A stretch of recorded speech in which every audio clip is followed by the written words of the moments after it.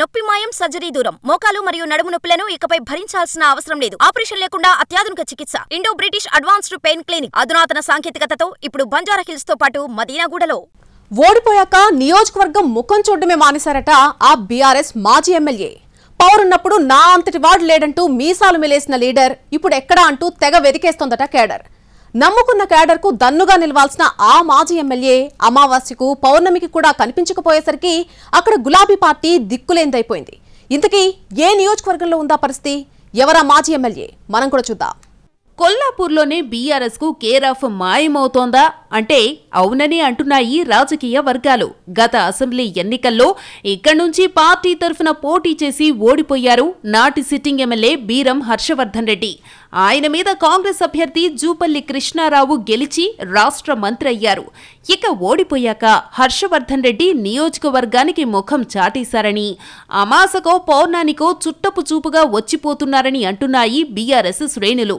స్థానిక సంస్థల ఎన్నికలు ముంచుకొస్తున్న తరుణంలో క్యాడర్లో ఉత్సాహం నింపి ఎన్నికలకు సన్నద్ధం చేయాల్సిన నాయకుడు ఇలా పట్టింపులేనితనంతో ఉండటం ఏంటన్న ప్రశ్న వస్తోందట. నియోజకవర్గ పార్టీకే పెద్ద దిక్కులాంటి నాయకుడు టచ్ మీ నాట్ అన్నట్టుగా ఉండటంపై గుబులు పడుతున్నాయట గులాబీ శ్రేణులు. ఇలాగే ఉంటే రేపు లోకల్ బాడీ సెలక్షన్లలో పోరాడేదెలా అని మదన పడుతున్నట్టు తెలుస్తోంది. ఇదే సమయంలో 2018 ఎన్నికల్లో బీఆర్ఎస్ తరఫున పోటీ చేసిన జూపల్లి ఓడి కాంగ్రెస్ అభ్యర్థిగా బీరం గెలవడాన్ని కూడా గుర్తు చేసుకుంటున్నారట కార్యకర్తలు. మారిన పరిస్థితుల్లో హర్షవర్ధన్ బీఆర్ఎస్ లో చేరిపోయి పోటీ చేసి ఓడిపోవడం వేరే సంగతి. కానీ నాడు బీఆర్ఎస్ తరఫున ఓడిపోయినప్పుడు జూపల్లి కృష్ణారావు నియోజకవర్గాన్ని వదలకుండా పట్టుదలగా జనంలో తిరిగి గెలిచిన సంగతిని నెమరేసుకుంటున్నారు. తన అనుచరగణంతో నిత్యం టచ్లో ఉంటూ తిరిగి పట్టు సాధించారని, ఇప్పుడు బీరం హర్షవర్ధన్ రెడ్డి అదే పని ఎందుకు చెయ్యలేకపోతున్నారని తమలో తాము ప్రశ్నించుకుంటున్నట్టు తెలిసింది. రాజకీయంగా నిత్యం హాట్గా ఉండే కొల్లాపూర్లో ఇటీవల బీఆర్ఎస్ కార్యకర్తను హత్య చేశారు గుర్తు తెలియని వ్యక్తులు. అది రాజకీయ హత్యనని ఆరోపిస్తోంది గులాబీ అధిష్టానం.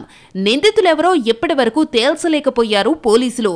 రాజకీయ రచ్చ చేయాల్సిన అలాంటి విషయంలో సైతం మాజీ ఎమ్మెల్యే టచ్ మీ నాట్ అన్నట్టుగా ఉండడాన్ని ఎలా అర్థం చేసుకోవాలన్నది క్యాడర్ క్వశ్చన్.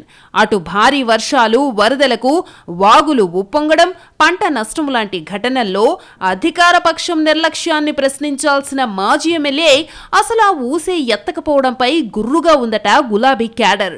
ఇతర నియోజకవర్గాల్లో మాజీ ఎమ్మెల్యేలు శుభ అశుభ కార్యక్రమాలలోనూ పాల్గొంటూ అక్కడి ప్రజల మధ్య ఉంటుండగా మా నాయకుడేమో కనీసం ముఖ్యమైన వాళ్ల ఫోన్లు కూడా ఎత్తకుండా ముఖం చాటేస్తున్నారంటూ ఫ్రస్ట్రేట్ అయిపోతోందట కొల్లాపూర్ కార్ క్యాడర్.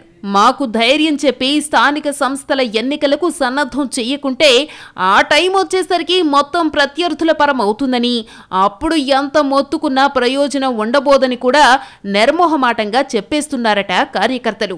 ఆయన అంటిముట్టనట్టు వ్యవహరిస్తే కొల్లాపూర్ బీఆర్ఎస్లో కొత్త నేతలు పుట్టుకొచ్చి హర్షవర్ధన్ ఉనికికే ప్రమాదం అవుతుందన్న విశ్లేషణలు సైతం ఉన్నాయి. మరి ఎప్పటికైనా ఆయన తిరిగి యాక్టివ్ అవుతారో లేక ఎన్నికలొచ్చినప్పుడు చూసుకుందాంలే అనుకుంటారో, అది ఇది కాదని అసలు నియోజకవర్గాన్నే వదిలేస్తారో చూడాలంటున్నారు రాజకీయ పరిశీలకులు.